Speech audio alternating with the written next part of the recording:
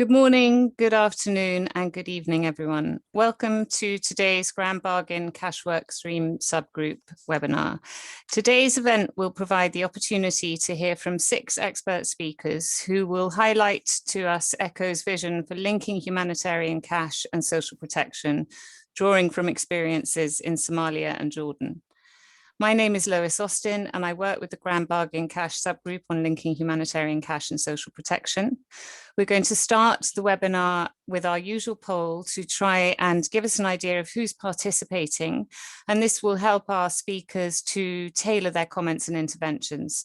So please select now if you are a social protection actor, a humanitarian actor, both of these, or neither of these. And I will just let this run for a few more seconds, counting down from 3, 2, 1 to see what the results are, which I just...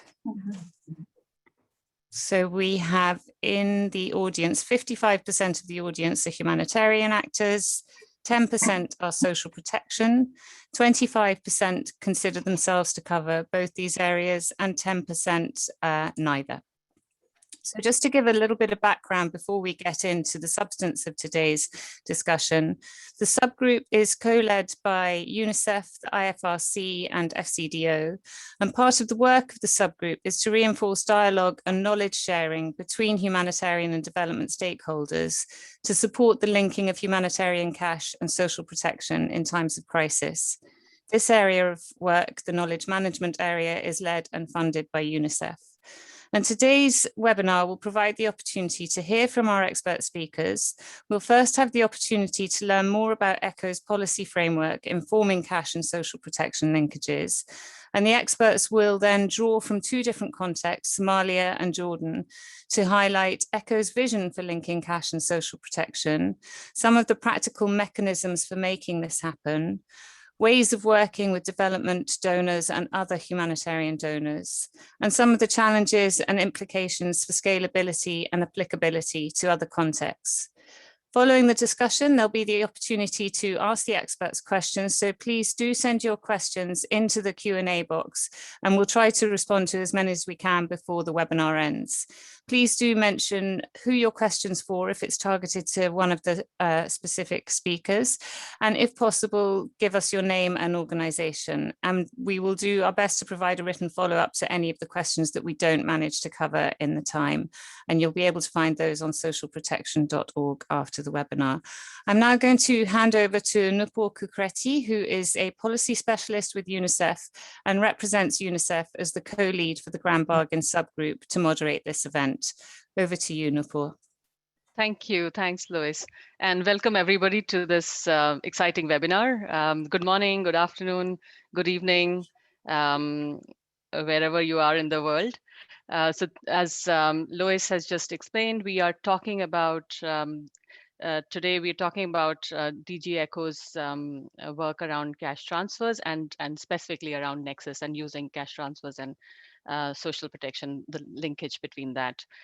We have 6 speakers in this panel today. And so let me start by introducing Isabelle. Isabelle is, as many of you may already know her, she is the cash and basic needs global thematic expert for DG ECHO, and she's based in Nairobi. And she will be one of our first speakers. Then we have Quentin, who is a technical assistant on the issue of Nexus and works on shock responsive social protection, specifically in Somalia. He's supported. He will be supported in the presentation on the work of DG ECHO, supporting DG INPA on working on developing shock responsive social protection systems in Somalia. This part of the work will be presented by Alessandro Bini, who is the director of the Somalia Cash Consortium, which is, I believe, one of the largest consortium of NGOs on cash transfers. So after we've had a presentation on Somalia, the presentation on Somalia will be very focused around how DG ECHO sees the implementation of the upcoming cash thematic policy, and how do they see that its implementation, and also to strengthen the nexus between humanitarian development and peace issues.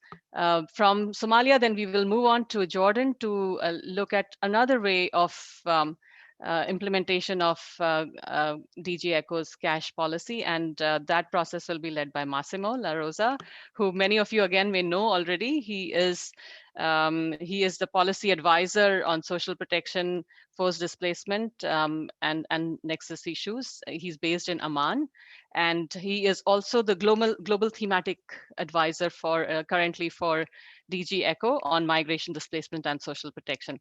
So Massimo will speak about a slightly different way of working with partners in Jordan to support the work on Nexus. And he will be supported by Manuel Rodriguez, who is my colleague from UNICEF. He is the Chief of Social Policy in Jordan Country Office of UNICEF. And by Meredith, who I do not see for some reason on my screen here, but maybe because, oh, okay, because my window was blocked. Meredith is the Regional Program Technical Officer with ILO, and she is based in Jordan. So without much ado, let me hand over to Isabelle, and with a reminder that because we have 6 people in the panel today, everyone is going to get only 3 minutes to speak, and I'm going to be that, I have that wonderful role of asking everybody to, stop talking after 3 minutes. So over to you, Isabelle, and then we will go to Quentin from you. Thank you very much, Nupur, and hello everybody from Hargeisa, where I'm here with Alessandro. So yes, very briefly, this is really just to set the scene and to leave as much time as possible for the country case studies. So firstly, why does a humanitarian donor, like ECHO, contribute to social protection? Now, the reason we see this as a priority from a humanitarian perspective is because it offers an opportunity to increase the resilience of the poorest households and thereby lessen the need for humanitarian assistance. It's also a way of facilitating the scale up of systems to respond to shocks and crises more quickly. And because we see it as an opportunity to influence how social protection systems can benefit excluded and displaced people. So that's some of the rationale for why we invest. Now, in terms of the policy framework, there are major EU commitments on the nexus and relating to social protection. In particular, the Council conclusions on the nexus from 2017, but also our very recent humanitarian aid communication, which has a number of key actions related to the nexus, including on expanding cash-based social safety nets. As you can see as well on the screen, we have a booklet which summarizes ECHO's experience in contributing to social protection, which I recommend you read if you get the chance. And then we also have the SPAN, which is social protection across the nexus, which is a guidance document developed jointly by DG ECHO, INPA, and NIR, and which is a common operational reference document to be used again across the nexus. And then as Nupur has already alluded to, we're in the process of finalizing DG ECHO's thematic policy on cash transfers, and many thanks to those of you who've been involved in that process. And what this tries to do is to explain, with cash as the entry point for the nexus, how are we concretely supporting linkages with social protection? And those elements that are on the screen there with the little arrows won't be a surprise to any of you, because they're very much the concepts we've been using in these discussions the last few years rather. But so that could be building new programs with design and operational features that can facilitate the transition of a caseload to a social protection system. And that's very much what Quentin and Alessandro will be touching on. whether it's supporting cash, which aligns with social protection systems at different points in the delivery chain. Lots of examples have been presented in this webinar series this last year. Or whether it's adapting programs, social protection programs, to better address shocks, all types of shocks, conflict, fragility, and climatic. And so finally, in addition to all of that, the key role that we see is our influencing role vis-a-vis other donors, whether that's within the EU and beyond, and that's also what Massimo will be touching on. I'll leave it there, over to my colleagues, and looking forward to discussion. Thanks.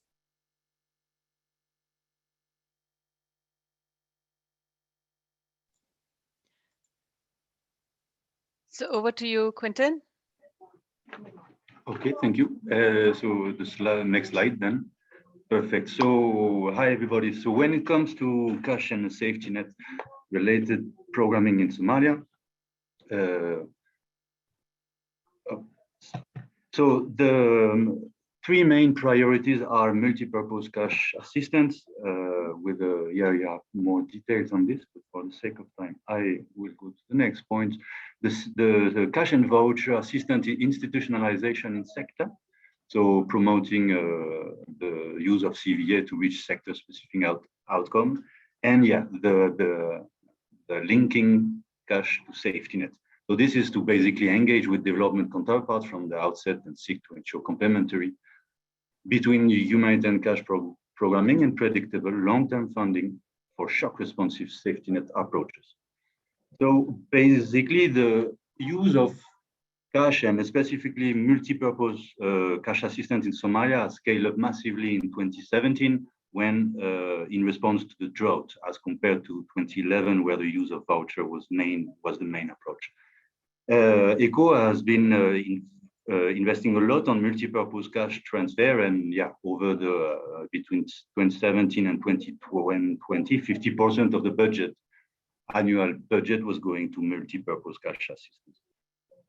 And some of the key learning from this, from the drought response, is that yeah, countries with institutionalized shock-responsive safety net, social protection system, have a greater resilience capacity to bounce back from shock.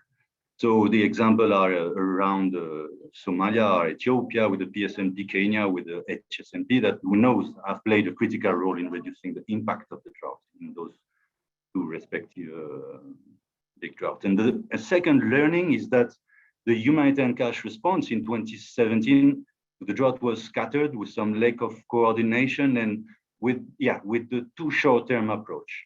So based on that, there was initiative, and EU and ECHO were on the leading front on this to support the creation of a donor working group on cash and safety nets.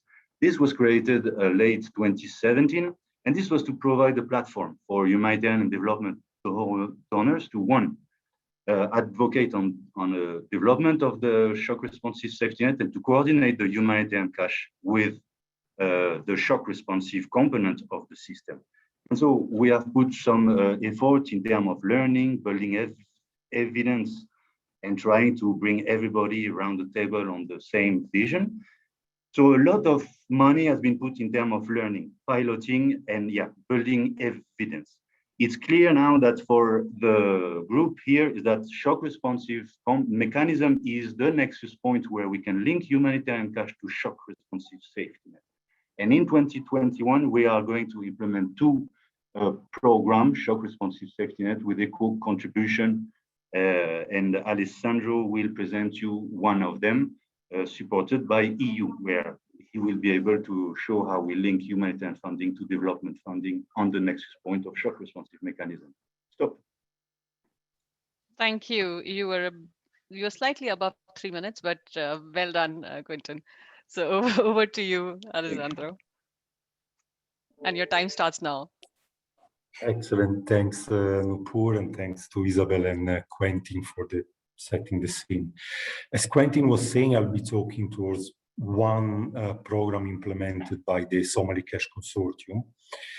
It is a collaboration between the EU, DG INPA, and DG ECHO, and it is a shock-responsive social transfer program.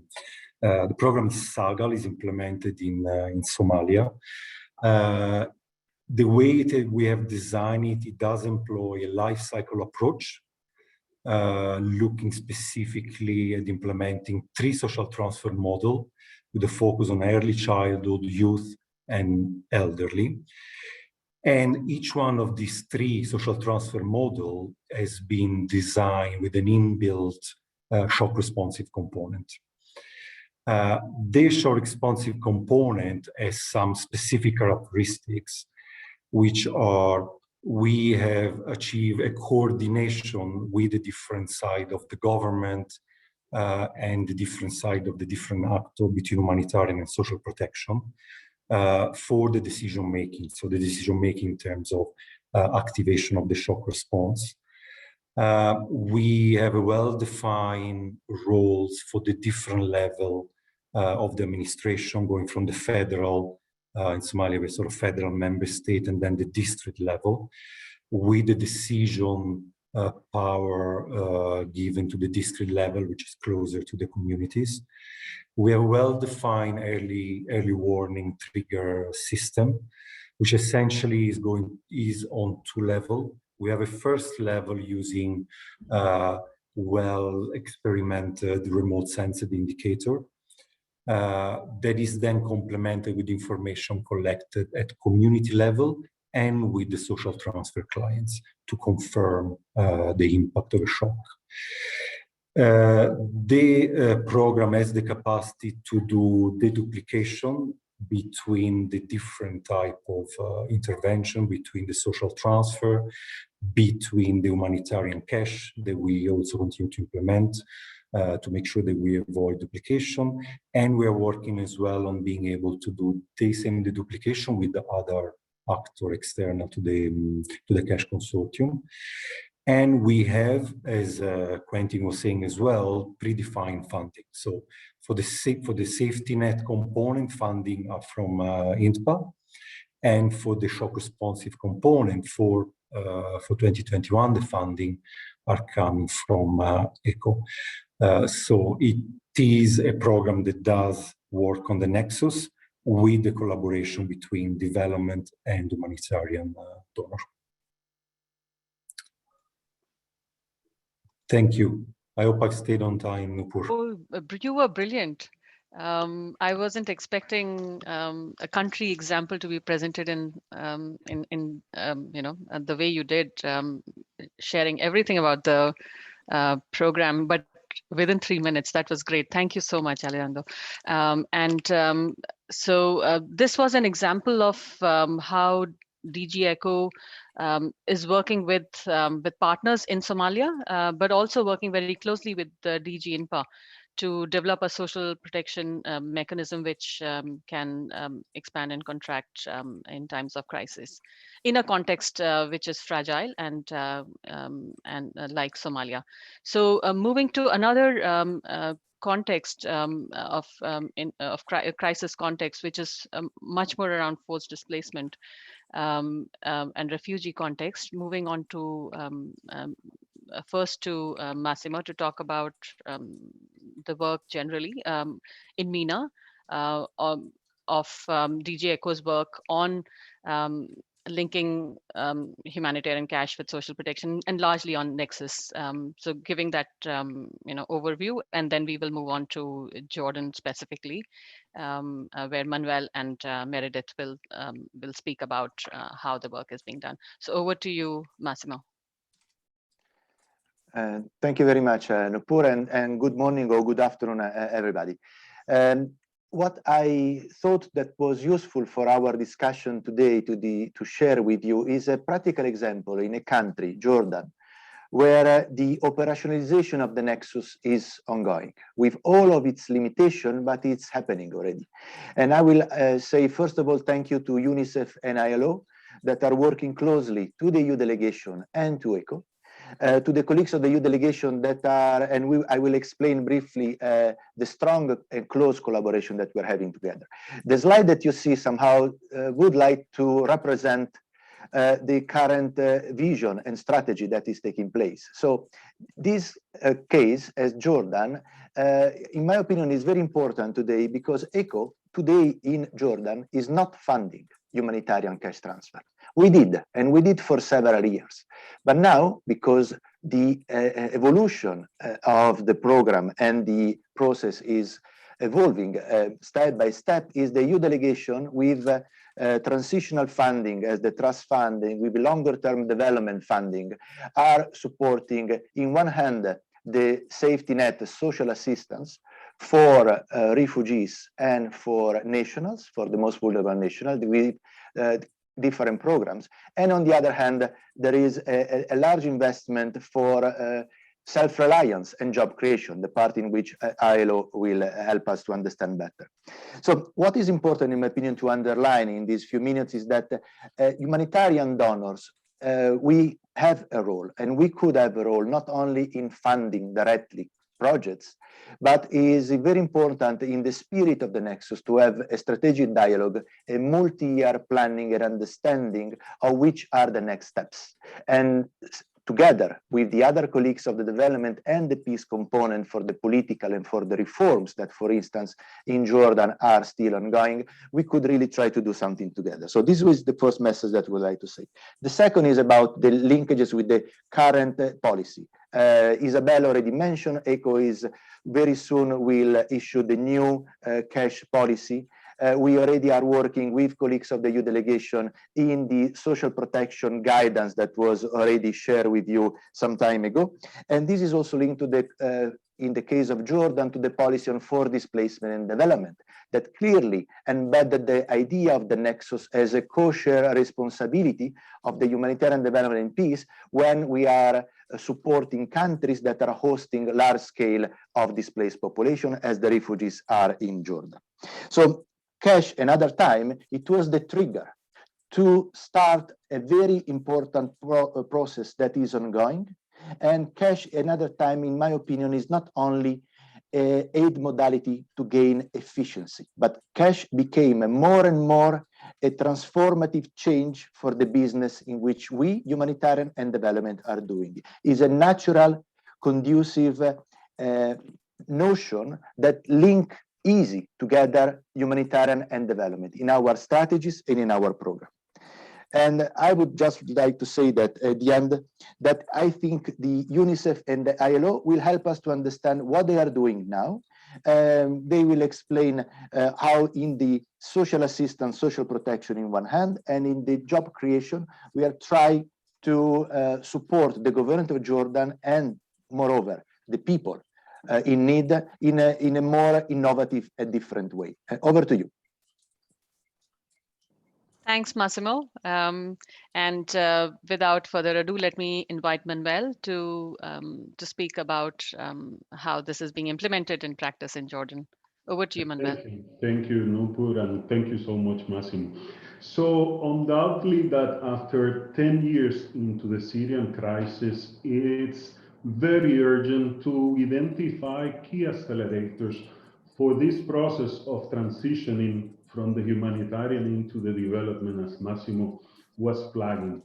In that sense, here in Jordan, as a joint effort between UN agencies, development partners, and donors, we have been working in 4 key lines of action. The first one is the foundation of evidence. We cannot talk about this transition without identifying and establishing a harmonized tool that could be used for all populations to identify the key determinants for vulnerability and poverty, also to be able to identify gaps in the provision of services. So in that sense, we have developed what we call the geographical multidimensional vulnerability analysis, which is an assessment of 13 different sectors. And we are identifying the gaps, not just for Jordanians, for also refugees, And now we will start what we are calling a joint comprehensive vulnerability assessment, which is then to look into the households and see what are those vulnerabilities and issues related to poverty that the households are facing. Also, we have started testing targeting models that could be used for all population, such as the case of the cash transfer that we have here at UNICEF, which is Hayati, that cover all populations based on vulnerability regardless of the nationality. The second line of action is policy and coordination. In 2019, jointly with the Ministry of Planning and the Ministry of Social Development, we launched the National Social Protection Strategy, which is the framework for all social protections interventions in the country, covering 3 key pillars: social assistance, social services, and labor market. Now, as a result of the impact of COVID, one of the key lessons learned is the need to include a new chapter under the umbrella of the social protection strategy related to shock responsive social protection. And it's something that we are just starting now, and hopefully next year we will have that component as part of the strategy. Also, in terms of coordination, we have been able to create important groups for coordination, specifically a technical working group to support the national safety net, which is composed by the key stakeholders of the sector. Also, a coordination group between the humanitarian and development actors, which is, let's say, putting in place all the ideas to move on this transition. The third line of action is the national system strengthening for integrated service delivery. On this one, jointly with ILO, WFP, UNHCR, the World Bank, and the donors community, we have worked to put in place all the systems that are needed to strengthen the national safety net and prepare them for this, let's say, mid-term transition in which they could start absorbing or delivering part of these services. The fourth line of action are the exit strategies or graduation strategy. We just started jointly with ILO this graduation strategy from the UNHCR cash transfer program and also from the national cash transfer program, taking both groups of beneficiaries through the same path in terms of skills building, job matching, and also productive inclusion initiatives. But I want 30 seconds just to say that anyway, there are pending tasks. 3 things. Regulatory framework. The regulatory framework here in Jordan, unfortunately, there is no way to provide social assistance to non-Jordanians according to the framework. That's a pending task.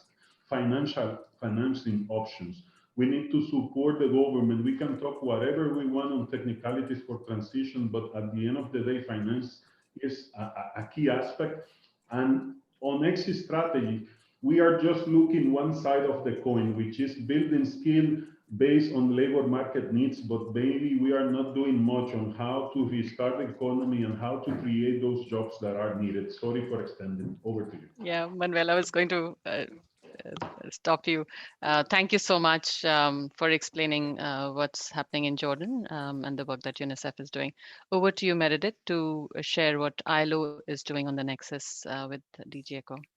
Great, thank you, Nupur. And I think that Manuel gave a really nice background, and I'm going to focus specifically on the social insurance side of the wider social protection landscape in Jordan.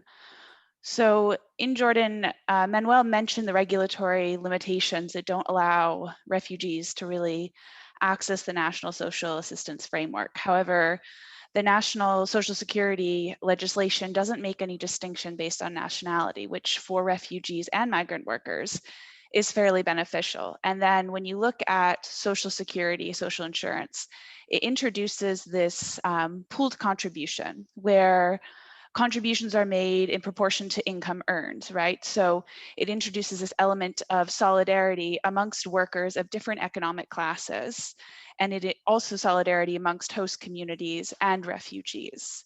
Now, I think what Manuel and Massimo did mention is this kind of slight backward, we're kind of moving away a bit from the cash assistance. We know that there's more reduction in the contributions made to cash assistance, and that means out of necessity, there's more stringent vulnerability criteria that have to be introduced to make sure that the most vulnerable do have the ability to meet their basic needs. But that does introduce sometimes perverse incentives for the declaration of work, because obviously in the short term, regular cash assistance is seen as much more stable if the alternative is seasonal or daily labor and income that's a bit more volatile. So there is this perverse incentive. And when Manuel talked about the coordination between the national systems, this is where social assistance incentives and social insurance programs really have to be very closely aligned. So what we see is there's this missing middle where they're poor, but not poor enough for social assistance. And for refugees, this is particularly important in Jordan because there is access to the labor market for refugees through work permit modalities. But the sectors and occupations that refugees are allowed to access are usually lower wage, lower skilled, where every dinar that's earned is going towards meeting basic needs, right? So the investment in medium-term risk may not really be seen or calculated at all.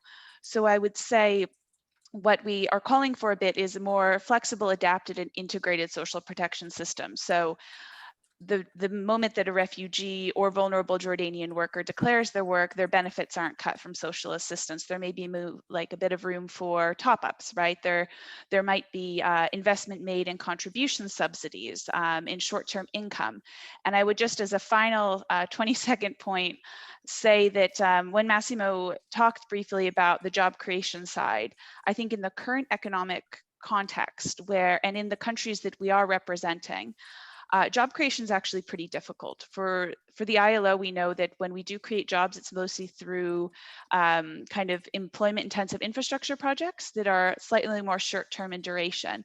But I would kind of urge everyone to look a little bit more into income stabilization and how social insurance mechanisms, particularly in the case of Jordan, can be used to stabilize workers' income where they already are earning it. So I will stop there and look forward to any questions on that. Thank you.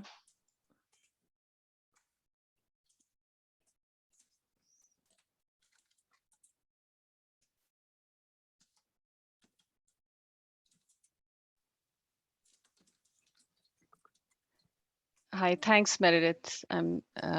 Thanks a lot. I was struggling a bit with the technology to unmute myself. So thanks to all the participants and the presenters. Maybe it might be a good time to have all the presenters here on the screen, and we can start with questions. I can see that there are 2 questions that have come up. Yes, please, if everybody can put the cameras on. There are 2 questions that I can see right now. One is from Zera, who is with UNICEF, and I think right now in Gaza or in Palestine. And the other is from Andrew Mitchell, who is from UNHCR. So the question that Zera has asked, and maybe that's a question I'm going to pose to Quentin, to you. She is asking that, given the exciting work that's happening in Somalia, are there any lessons learned that can be taken forward and implemented in Gaza, where Gaza response, where the basic systems exist, and there is a need right now? How can we take this work forward in Gaza response, and how does DG ECHO sees this? So maybe to you and and to Massimo, because this is also his region. Okay. Yeah, I'm not really updated yet on the situation in Gaza related to that one, but in Somalia, related to our experience for the last 4 years, giving space to the donors to be able to talk about that, and to have that platform of humanitarian and development from the 2 sides was a key element. To have the leadership on this, so ECHO and EU are the chair of that group, and to drive having clear clear objective. And yeah, what we found out is that yeah, there is a lack of capacity in that sector and expertise. And yeah, you need to build the capacity, and for that piloting, learning, building evidence. This will help decision makers to act.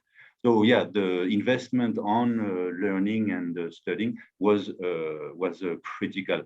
Working now after, so this is a bit where we are in 2021, where we operationalize the learning now.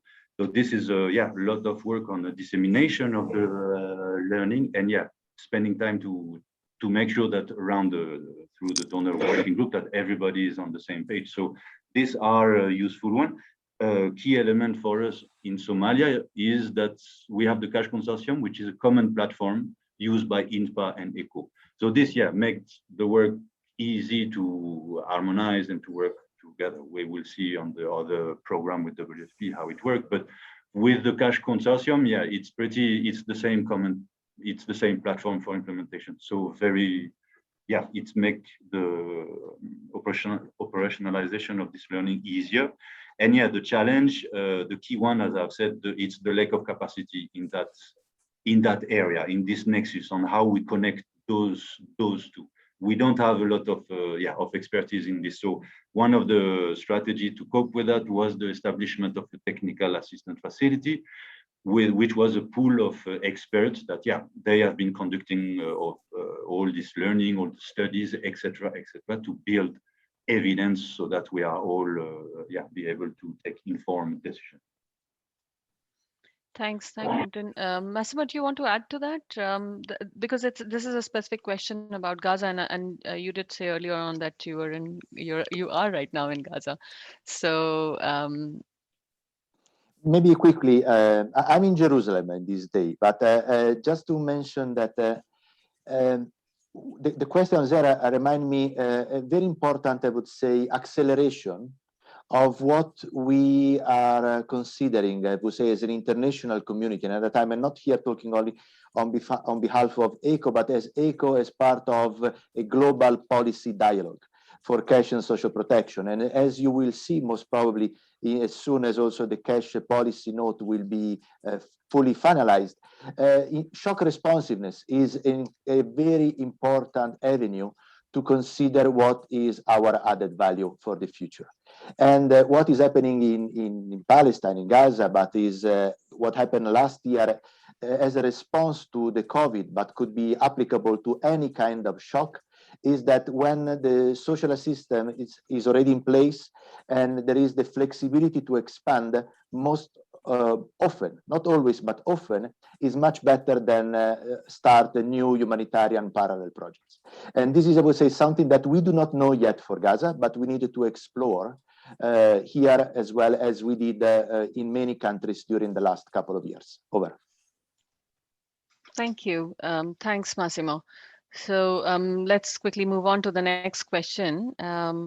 But before we do that, maybe a side question from my side to Alessandro is, what learnings do you see from the experience with the Cash Consortium in Somalia that could be taken forward in not just in Gaza, but generally any other context which is fragile and where we're dealing with conflict, and any 2-3 takeaways that you may have from your experience? One of the key learning that we are taking forward, that we've been using in the design of the shock responsive social transfer model, is the collaboration between humanitarian and development. And it has started, of course, in the context of donors. And then to make it operational, we brought it into the government. And so in there, we have these, we put in place shock responsive committees that really are chaired both by the Ministry of Humanitarian Affairs and Ministry in charge of social protection. And that's been a fairly time-consuming work, but it's something that it's paying off in terms of that collaboration. So I'd say one key point probably I take forward would be that one. Thank you. Thanks. That's useful, and because we have a lot of humanitarian practitioners as participants today, this will be useful. Thank you. So moving on to the question that Andrew has typed in here, I will read it out, but I'll probably pose this first to Manuel and Meredith to answer, and then Massimo, I'll bring you in. And Isabelle, if you think that this is something that you would want to come in, do come in on this as well. It's a long question, so please bear with me. There are three questions within this. So Andrew writes, with self-reliance, job creation, and graduation strategy aspect in mind, how are international actors looking at the sustainability of scaling up access to poor communities and where possible to displaced populations in terms of funding? So this is a question around funding and sustainability of these efforts. Then the next one is there a way of evolving the business case presented to governments to scale up the inclusion of the most vulnerable? Most of the scaling up is driven by international investments, which we know in contexts where transition to domestic financing is challenging. And many of the most vulnerable are part of the informal economy. Any comments on innovative processes implicating the informal economy that could be imported into these types of contexts, and the business case to be made to the government to progressively open up flexibility? So the question really is about investments, the funding, and government making those investments with their own resources.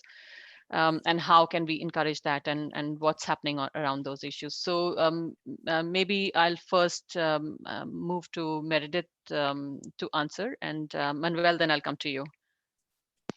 Sure, and I'll try to be brief. I would just say in terms of certainly the national systems and the contributions that is largely donor driven for social assistance programs can't be sustainable in the very, very long term unless they can be maintained by the host community, by the host government in the context of refugees.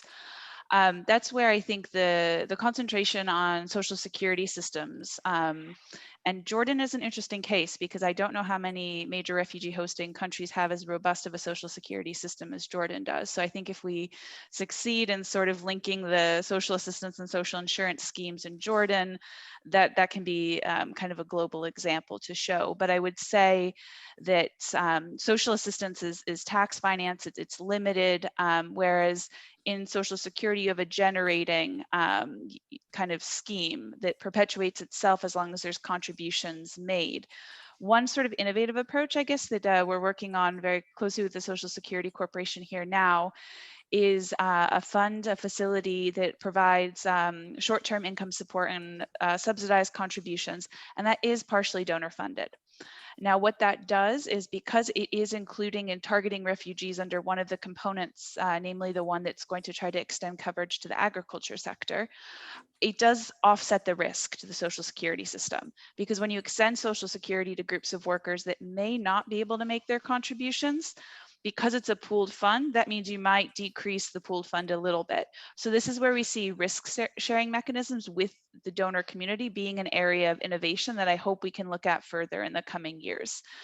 So over from me, thanks. Yeah, maybe to reinforce what Meredith was saying.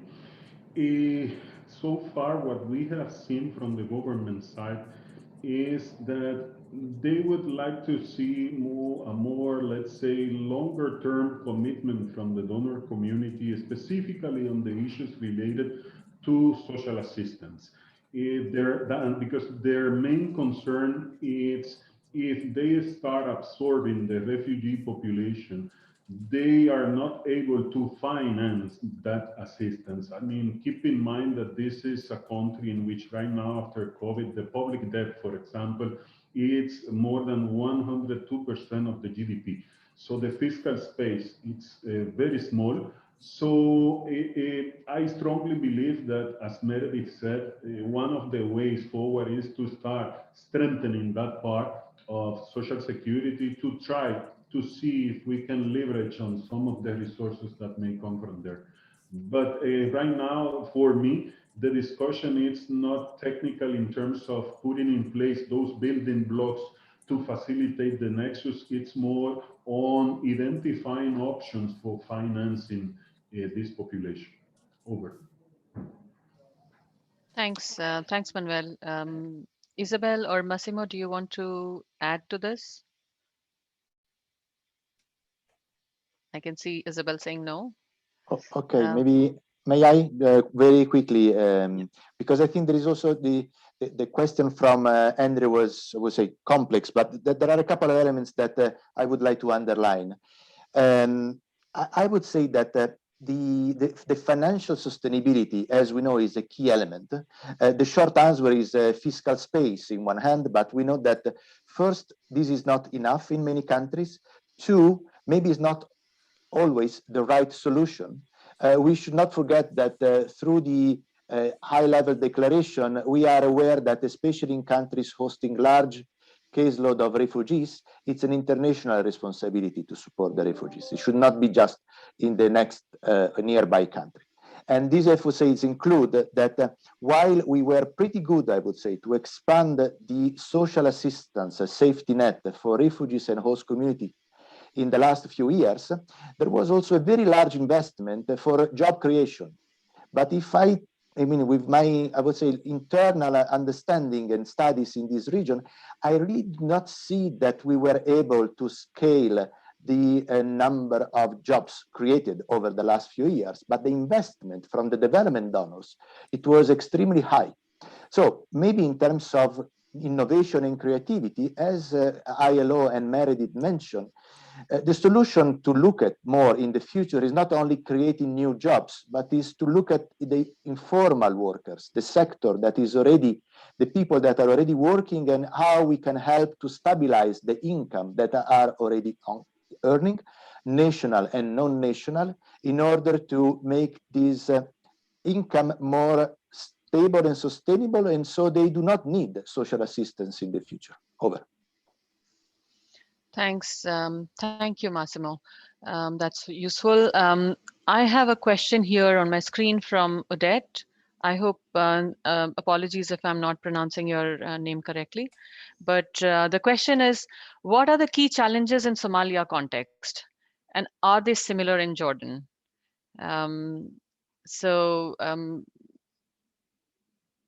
Maybe I look at Alessandro and Quentin to start with this question. So the key challenges in implementing this nexus approach in Somalia, and then I will come to Manuel and Meredith to answer the same question for Jordan. So quickly, yeah, I would say that Somalia has been, mainly. It was the humanitarian sector that was because their development was not really the biggest sector. Now we have those large-scale shock responsive safety net funded by development actors, so the EU, INFA, and the World Bank. And so yes, making now those two worlds and actually making the collaboration between the two, is a challenge, because there is no guideline on how you you do all that. You have to create the learning, you have to convince people. It's a gray area, this nexus. We are still trying to find out how. So it's once again, the capacity, this is what is limiting us. So building capacity is essential, and this by learning and building evidence, I would say. I will leave Alessandro maybe to complete. So what I was hearing is building learning and evidence and capacity. Can you leave it on the doorstep, please? Sorry, Lois, you might want to mute yourself. Thanks, Quentin. I heard you talk about having more evidence and learning and also capacities. So over to you, Alessandro, to talk about something concrete. Any 2-3 concrete examples of the challenges that we faced in Somalia?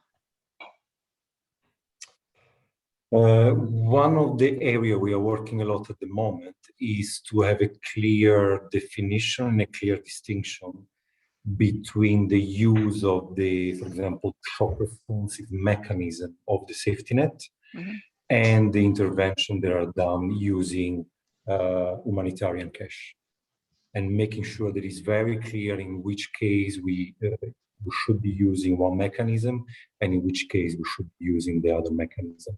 And that's a lot of it's very practical work at looking at specific triggers, specific type of shock.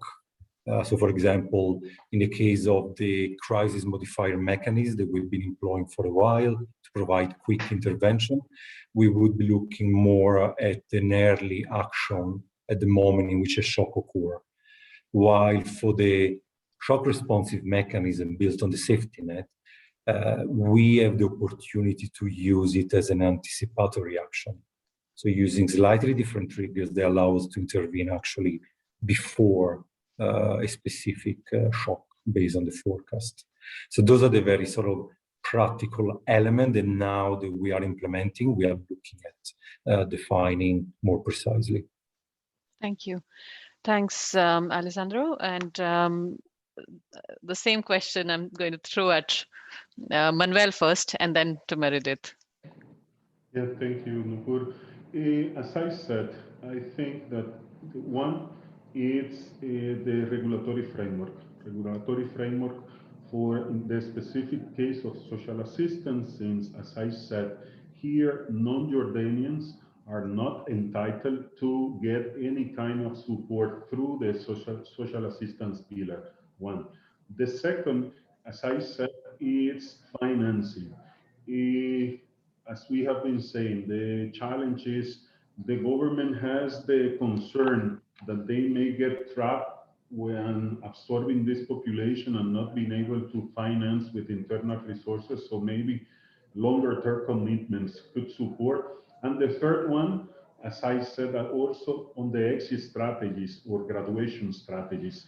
I mean, we are, I feel, too focused on this approach on productive inclusion initiatives, building skills based on the needs of the labor market, but then we are missing that part of job creation. Right now, the economy will not generate those jobs that we are building the skills for. So for me, those are like the three key challenges that we are facing.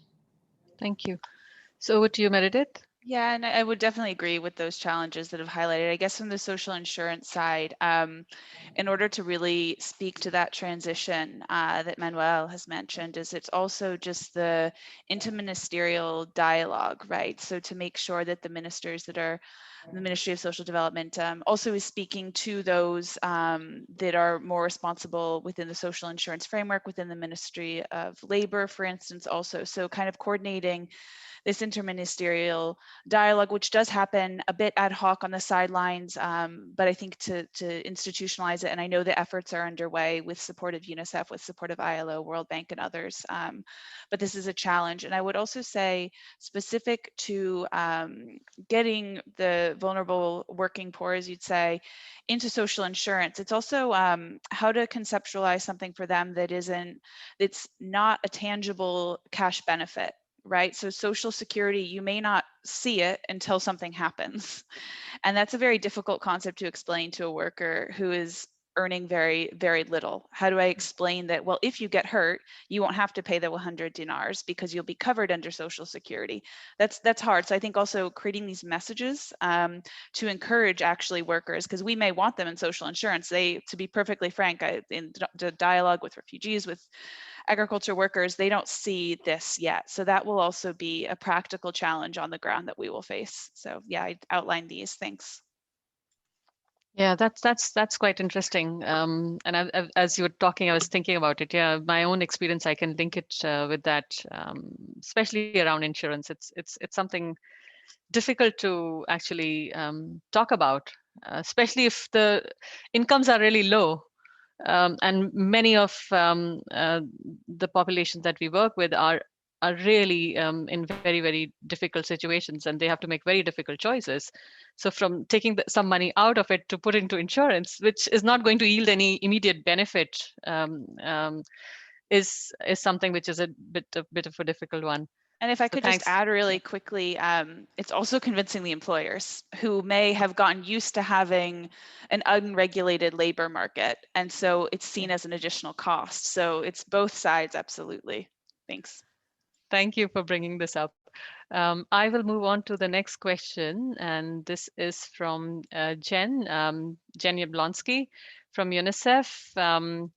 And I will read this out a bit. So she's talking about the Somalia case and wondering if, one of our colleagues from the Somalia presentation, either Quentin or Alessandro, if you could talk about the relationship between humanitarian cash and the longer term system building on both directions. And she says that for those of us working on the nexus, I find the opportunity, but also the challenge is how to ensure that investments on both sides feed into each other, especially because the actors are not the same on both the sides. And you seem to be doing that in Somalia. So, your learnings might really help in other similar contexts. Maybe I will leave Alessandro to answer to that.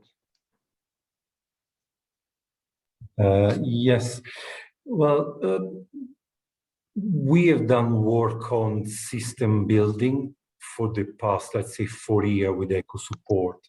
And it has started with the cash delivery part. So making sure that the system were in place to be able, when there would be a sort of a cash-based safety net in place, the cash delivery part was in place, was harmonized, was efficient for the development partner to use it.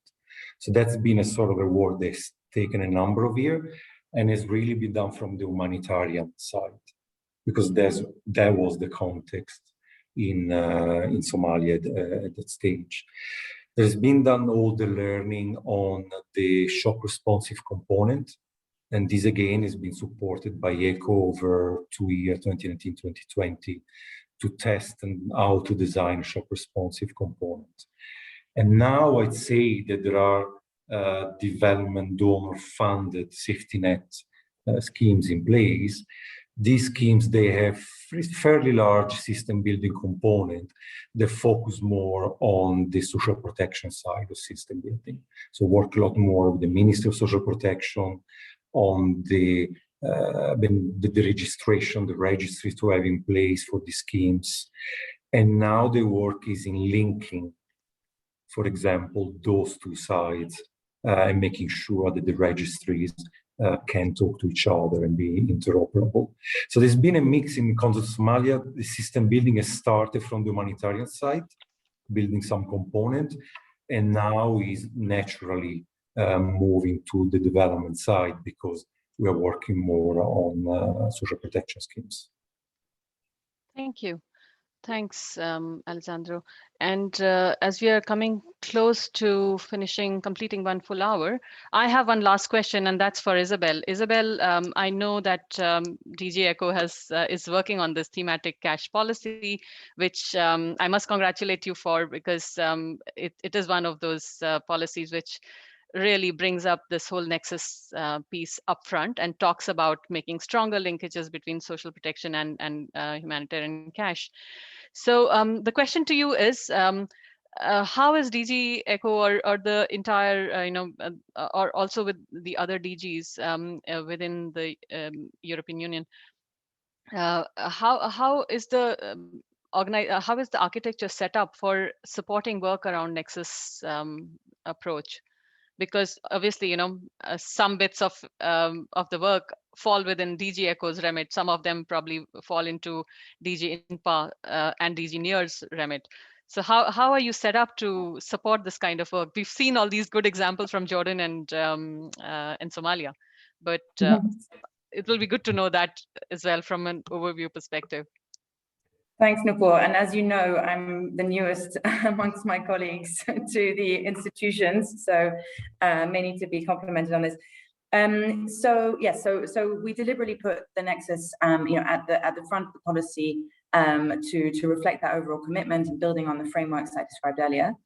I also want to emphasize that doesn't mean that finding opportunities to link with social protection is our default, far from it. There are many, many contexts where that's not appropriate. And we will also emphasize that clearly in the policy.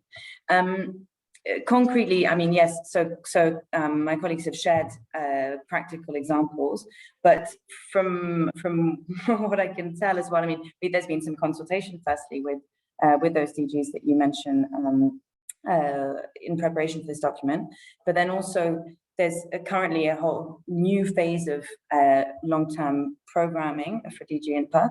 And I know that thanks to Massimo and our colleague Sigrid, who's based here in Africa, they've really been working very strongly with our country offices to try and inform that programming so that there's a strong focus on human development, social inclusion, and on ensuring that wherever possible, our investments can be, translated into long-term social assistance, and a whole, amongst the whole set of broader Nexus priorities. Massimo, please feel free to compliment. I think the work is only just starting; it's underway.